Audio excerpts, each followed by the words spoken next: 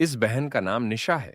यशायाह 1:18 यहोवा कहता है, तुम्हारे पाप चाहे लाल रंग के हों, तो भी वे हिम के समान उजले हो जाएंगे, और चाहे अर्गवाणी रंग के हों, तो भी वे ऊन के समान श्वेत हो जाएंगे। इसी वचन ने बहन के जीवन में काम किया और बदला बहन का जीवन। आइए सुनते हैं गवाही को। सबको जय मसीह। हम परमेश्वर का धन्यवाद करते हैं कि परमेश्वर ने जो इस बहन के जीवन में अद्भुत काम किया। इस बहन का नाम निशा यादव है। ये बचपन से पाप में जो है पड़े हुए थे, नशों में। ये 6 साल के थे तो जब भी नशा लेके आते थे घर में रखते थे, ये चोरी से जाते थे, वहाँ से उठा लेते थे और खुद भी खाते थे। ऐसे ऐसे करके धीरे धीरे इनकी नशा बढ़ती गई, और जब इनकी नशा बढ़ती गई तो इनके लिए काफ़ी मुश्किलों का सामना करना पड़ता था, क्योंकि ये किसी के सामने करते नहीं थे, छुपकी करते थे। जब वो नशा नहीं पाते थे तो इनके अंदर बहुत सारी बेचैनियाँ होती थी, बहुत सारी परेशानी होती थी। धीरे धीरे नशा बढ़ता गया और ये और अधिक पाप में जाते गए। ऐसे करते करते इनकी शादी हो गई, और शादी के बाद भी नशा नहीं छूटा, और नशे के कारण ये अपने ससुराल में टिक नहीं पाते थे, क्योंकि इतना ज़्यादा इनका नशा बढ़ गया कि ये ड्रिंक करना, खैनी, ये पुकार, गुटखा, दोहरा, सिगरेट, जो भी नशा है इन्होंने सारे नशे को किया। जो भी ये पाते थे उसे कर लेते थे। और ये बोल रहे हैं कि खाने के बगैर मैं रह लेती थी, पर नशा के बगैर नहीं रह पाती थी। इतनी ज़्यादा इनकी तलब लगती थी और इतनी ज़्यादा इनके अंदर बेचैनी आती थी। फिर धीरे धीरे मायके में सबको ड्रिंक तो नहीं पता था, बाकी और चीज़ों का मायके में पता चल गया कि ये नशा कर रहे हैं। फिर इनके पिताजी ने इन्हें बहुत डांटा। ये 15-16 साल तक ये नशा छुप छुप के करते रहे। ये बहन समलैंगिकता में चली गए।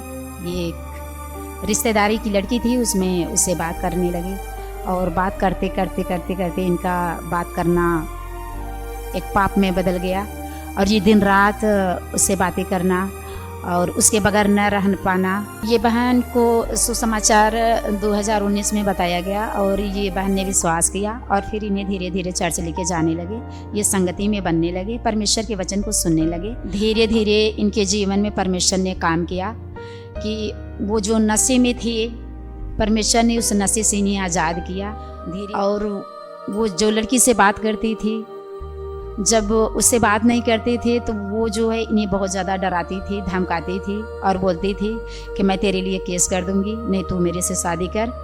और ये जब मना कर देते थे तो वो कहती थी कि मैं फांसी लगा के मर जाऊंगी, नहीं तो जहर खा लूँगी और तेरे को फंसा दूंगी, ज़िंदगी भर तू जेल में रहेगी और तुझे कोई छुड़ाने वाला नहीं मिलेगा। ये डर जाते थे कि अगर मर जाएगी तो मेरा क्या होगा, और मुझे पुलिस आएंगे, पकड़ेंगे, मारेंगे। तो मैंने उससे बोला कि जा तू बोल दे इसी समय कि तुझे अगर मरना है तो आज ही मर जा, पर मेरा जीवन तो छोड़ दे। वो पाप भरी जिंदगी जो मैं जी रही हूँ उससे तो मैं आज़ादी पा जाऊँ। फिर इन्हीं बेबी नहीं कंसीव हो पा रहा था, और बेबी के लिए परेशान थे, क्योंकि इनकी शादी काफ़ी दिन हो चुके थे, कि ये तो 10 साल हो चुके थे। इन्होंने डॉक्टर को दिखाया तो डॉक्टर बोलते थे कि आप में कोई कमी नहीं है ना। इनके पति को भी चेकअप कराया तो उन्होंने बोला कि इन्हें भी कोई कमी नहीं है, पर कुछ भी पता नहीं चलता था। जब ये रिपोर्ट निकलवाते थे तो नॉर्मल आती थी। ये बाबाओं के पास गए तो बाबा ने बोला कि आपके पीरियड में जो है परेशानी है, दिक्कत है। तो ऐसे करके ये फिर आ गए। तो लोग जहाँ इन्हें बोलते थे कि आप यहाँ चलो, नहा लो, लोला रख, और इधर उधर जहाँ बोलते थे कि चलो ये जगह चलो तो तुम्हें जो है हो जाएगा बच्चा, तो ये जाते थे।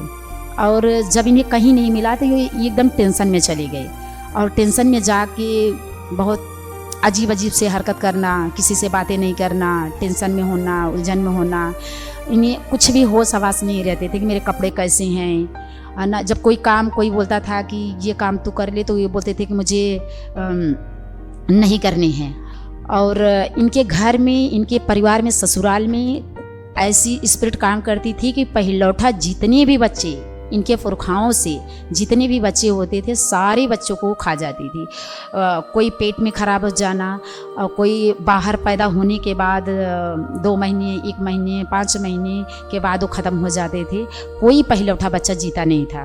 और परमेश्वर का धन्यवाद हो कि इस बहन को जब 10 साल के बाद परमेश्वर ने, जब ये परमेश्वर में हुए तो परमेश्वर ने इन्हें जो है रिसीव करने का मौका दिया तो इन्होंने रिसीव किया। फिर भी शैतान बहुत अटैक करता था। 3 महीने 4 महीने बीते, उसके बाद इनकी ब्लीडिंग चालू हो गई। फ़ोन लगाया और बताया मुझे कि मेरे को ब्लीडिंग हो रही है। तो मैंने कहा कोई नहीं, परमेश्वर आपके साथ है और वो ज़रूर आपको ठीक करेगा। तो मैं एक दिन यूट्यूब में देख रही थी और उसमें मम्मा का वीडियो सामने आया, कंचन मित्तल मिनिस्ट्री के बारे में मुझे पता लगा और मैं धीरे धीरे करके उनकी उस वीडियो को देखने लगी। तो रेगुलर लगातार हम मम्मा के साथ जुड़े रहे, ऑनलाइन हम अटेंड करते थे, ये बहन भी अटेंड करते थे और हम देखते रहे। फिर इसी प्रकार 2024 में मैं बीच में भी आई थी 2 बार और फिर 2024 में मैं इधर फिर से आई और ये बहन के लेहंड कार्ड बनवाया गया और जब मम्मा इनके लिए प्रार्थना कर रहे थे तो दुष्ट आत्मा एक्सपोज हो गया। आग ना फेंकू, यीशु के सामर्थी नाम से पवित्र आत्मा इसके जीवन में एंटर करे और शैतान का हर डोर मैं बंद करती हूँ। आज से पवित्र आत्मा हमेशा इसकी लाइफ में राज्य करे in the name of Jesus.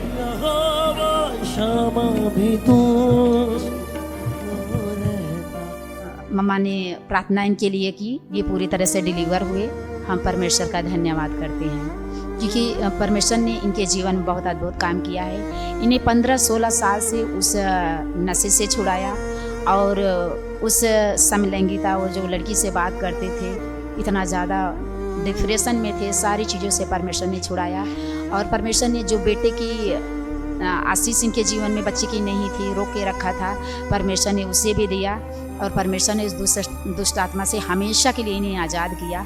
हम परमेश्वर का धन्यवाद करते हैं। जितने भी हमारी गवाहियों को देख रहे हैं, एक बार इस कंचन मित्तल मिनिस्ट्री में आएँ और अपनी सारी आशीषों से भर के जाएँ, क्योंकि परमेश्वर हमारे धर्म को नहीं चेंज करता बल्कि वो हमारे जीवन को चेंज करता है।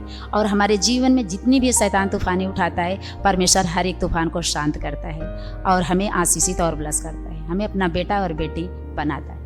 इस बहन को आशीषित किया और ये पूरी तरह से अब ना कोई पाप इनके जीवन में है, ना कोई डिप्रेशन इनके जीवन में है, ना कोई समस्या इनके जीवन में है। अब ये पूरी तरह से हील हैं। परमेश्वर का बहुत बहुत धन्यवाद करते हैं। सबको जय मसीह की।